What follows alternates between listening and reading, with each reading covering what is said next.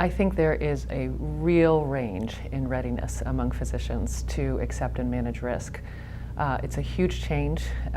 It requires new data systems, new practice patterns, new team relationships, community relationships, and there are some providers who have been moving in that direction for quite some time, and some who really just haven't.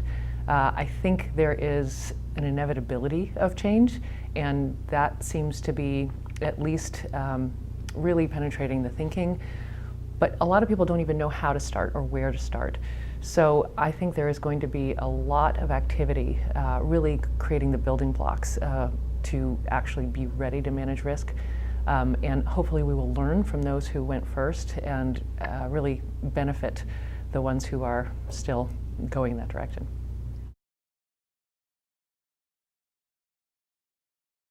I actually was meeting with the chief medical officer of a major health system just yesterday, and he said that he called all of his physicians into a room across the whole system and said, we're going to be changing everything. And you're going to need analytics, you're going to need new EHRs, new ways of data sharing, new ways of leading. And if you're not ready, you probably should work somewhere else. So it is, I think, coming from the leaders now that this has to happen. So I think that is the first step, showing that leadership and saying we're going to do this.